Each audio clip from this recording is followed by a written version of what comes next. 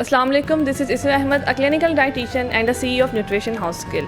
Today we have a women empowerment session with Captain Saira Tahir. She is a corporate image consultant and a founder of X-Aura Image Consulting. आज के session में हम women empowerment के बारे में captain से पूछेंगे कि उनके अकॉर्डिंगली वुमेन एम्पावरमेंट क्या होती है, वुमेंस को, बच्चियों को, ख़वातीन को अपनी किन चीज़ों पर फोकस करना चाहिए, पेरेंट्स हैं, हस्बैंड हैं, कितना इंपॉर्टेंट रोल प्ले करते हैं एक वुमेन को एम्पावर करने में, और बहुत से ख़वातीन के मसले मसाइल। इसके अलावा हम उनसे उनकी पाकिस्तान आर्मी की जर्नी के बारे में पूछेंगे। तो सबसे पहले तो captain Saira Tahir, thank you so much for coming. तो सेशन स्टार्ट करने से पहले सबसे पहले तो हम आपके बारे में जानना चाहते हैं। एक तरफ आप कैप्टन हैं, फाउंडर हैं, currently you are working in UMT as assistant professor, इसके अलावा आपके बच्चे भी हैं, तो इतना कुछ कैसे आप मैनेज कर लेती हैं? जी, थैंक यू वेरी मच इसरा for having me here and this is a very interesting topic I would say. Although बहुत पुराना टॉपिक है बट हम अपने फ्लेवर से ज़रा इसको कवर करने की कोशिश करेंगे and I hope that today we will be having something positive and very good out of this topic. So जो आपकी बात है कि मैं इतनी सारी चीज़ें कैसे मैनेज कर लेती हूँ, तो बहुत छोटा सा उसका आंसर है। मुझे ऐसा लगता है कि मैं शायद ख़ुद को ज़्यादा अच्छा मैनेज कर सकती हूँ, तो इसलिए फिर बाकी चीज़ें जो है ना वो ऑटोमेटिकली बेहतर तरीके से हैंडल हो जाती हैं। तो आई थिंक बाकी जो इसके ऊपर जो बाकी जो मेरे सीक्रेट्स हैं वो हम आगे वाली डिस्कशन के लिए रखते हैं। सबसे पहले तो हम ये जानना चाहेंगे कि according to you women empowerment क्या होती है। इसके अलावा हम इसमें ये देखेंगे कि आप ख़वातीन को बताएं कि उनके लिए वुमेन एम्पावरमेंट में कौन सी चीज़ें इंपॉर्टेंट है, जैसे एजुकेशन हो जाती है, स्किल्स हैं, तो किन चीज़ों पे उनको फोकस करना चाहिए? जी, वुमेन एम्पावरमेंट अगर मैं अपने नज़रिए से देखूं तो वो है ख़वातीन की कैपेसिटी बिल्डिंग।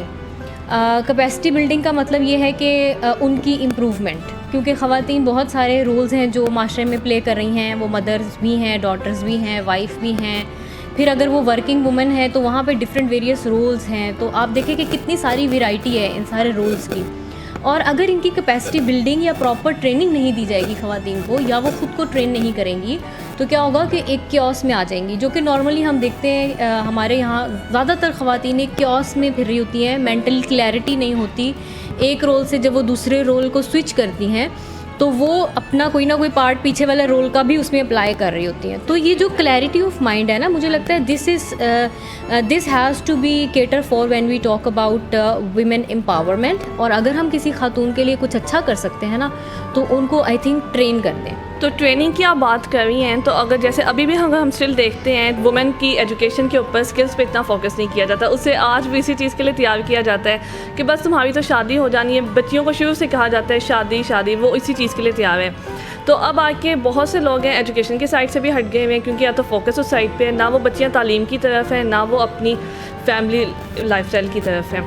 तो आप क्या कहना चाहेंगे कि अब की बच्चों के लिए एजुकेशन या स्किल्स, क्योंकि अब स्किल्स भी हमारे पास इतने इंपॉर्टेंट रोल प्ले करने लग गए हैं लाइफ के अंदर कि अब आप तो ख़वातीन क्या, मर्द हर कोई घर बैठ के अच्छा खासा कमा सकता है अगर उसके पास स्किल्स हैं। तो इस पे आप बच्चियों को क्या कहना चाहेंगी? ओके इसरा, आई होप आपकी जो ये क्वेश्चन है इसके 2 पार्ट्स हैं, तो मैं इसको 1 बाय 1 ही एड्रेस करती हूँ कि ऑब्वियसली मुझे अपना कॉन्सेप्ट और अपना एक्सपीरियंस शेयर करना है। उसमें ये है कि जो ख़वातीन को कहा जाता है कि शादी करनी है, शादी शादी, तो ये बहुत अच्छी बात है। तो मेरे ख़्याल से तो ये बड़ी एक बहुत ही पॉजिटिव चीज़ है। एक माशरे का बहुत बड़ा इंस्टीट्यूशन होता है ना, जो आप डेवलप करते हो थ्रू दिस बॉन्डिंग। जब आप शादी करते हैं राइट, तो फिर आपके बच्चे होते हैं और 2 फैमिलीज़ आपस में मिलती हैं। उसमें अगर आप में प्रोफेशनलिज्म नहीं होगा, या फिर आपके स्किल्स इन्हेंस नहीं हुए हुए होंगे, आपके अंदर रिफाइननेस नहीं होगी, क्लैरिटी ऑफ माइंड नहीं होगा, प्लस आपकी एक ओरिजिनल पर्सनैलिटी का आपको ही पता नहीं होगा, तो चीज़ें मिस हैंडल हो जाएंगी। तो सबसे इम्पॉर्टेंट तो ये है कि आप बिल्कुल ये मत सोचें कि शादी शादी शादी।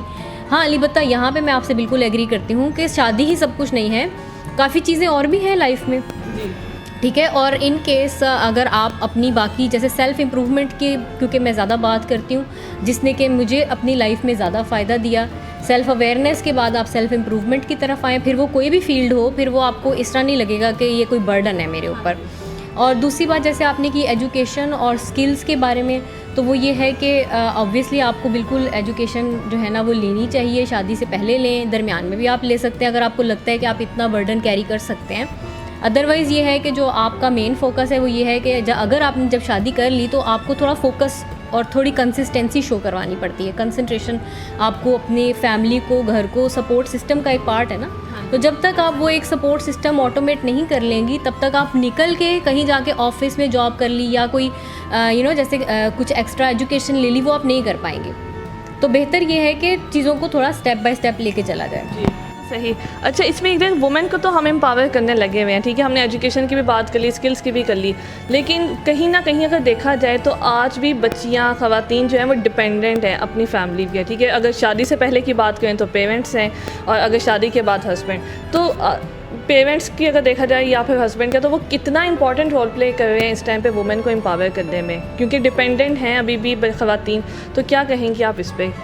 अच्छा जी, डिपेंडेंट और इंडिपेंडेंट, आई थिंक ये थोड़ी सी कल्चरल थिंग है। तो अगर आपके कल्चर में इस चीज़ को बेहतर समझा जाता है तो ये चीज़ बेहतर है, इसमें कोई इतना बड़ा इशू नहीं है। लेकिन अब आ जाती है बात कि वुमेन एम्पावरमेंट को हम डिपेंड होने से किस तरह रिलेट कर सकते हैं। तो कुछ डिफरेंट एस्पेक्ट्स होते हैं लाइफ के। जैसे आप समझे कि मेरा एक सोशल एस्पेक्ट है जिसमें कि मेरी फ्रेंड्स हैं, मेरी फैमिली है, मेरा ऐसे सर्कल है जिनसे मैं मिलती जुलती हूँ, राइट। इसी तरह से एक मेरा फिज़िकल एस्पेक्ट है जिसमें कि मैंने अपनी बॉडी की, अपनी हेल्थ की केयर करनी है, ठीक है, अपनी डाइट की केयर करनी है, एक्सरसाइज करनी है, इस तरीके से।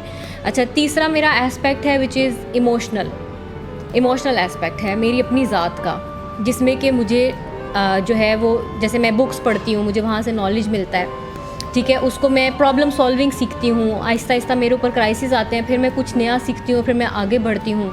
इसी तरह से आपका मेंटल एस्पेक्ट है जिसमें आप अपने जहन की, जिस तरह हम वर्जिश करते हैं फॉर एग्जांपल, उससे भी हमारा जहन फ्रेश होता है, ठीक है, या हम मेडिटेट करते हैं बैठ के, या नमाज़ें पढ़ते हैं फॉर एग्जांपल, तो हम थोड़ा सा दुनिया से कट के थोड़े से अपने उसको फीड कर रहे होते हैं, जहन को थोड़ा फ्री कर रहे होते हैं।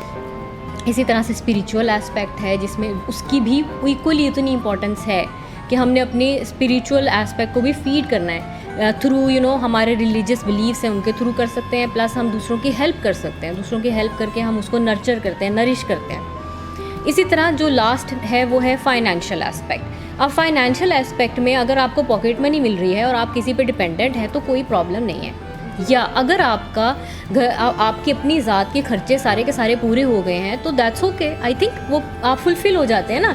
असल में बात यह है, इन सारे एस्पेक्ट्स में जब तक हम फुलफ़िल नहीं फील करेंगे तब तक हम एबंडेंट माइंड सेट में नहीं आ पाएंगे। तो हम क्या करते हैं, हम चीज़ों को मिक्स करना शुरू कर देते हैं, ठीक है।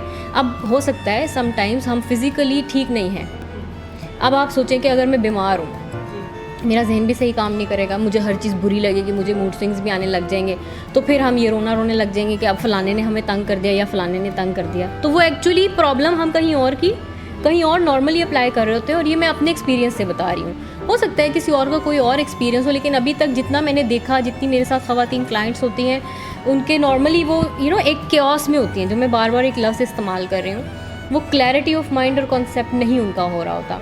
तो अब यहाँ पे एम्पावरमेंट की अगर बात की जाए तो इस तरह के केओस में आप जिन भी ख़वातीन को देखें तो उनको प्लीज़ अपलिफ्ट करने की कोशिश करें, और उनको अगर आप कर सकते हैं, आपको लगता है तो हेल्प, तो यानी कि समझिए कि सबसे खूबसूरत चीज़ है इस दुनिया में जो हम किसी के लिए कर सकते हैं। तो बेशक वो शौहर है, बेशक वो भाई है, बेशक वो बाप है, बेशक माँ है, बहन है, या कोलीग है, या कोई आपकी फ्रेंड है, अगर वो अपलिफ्ट कर सकते हैं आपको, तो I think this is the most beautiful thing which we can discuss if we talk about women empowerment.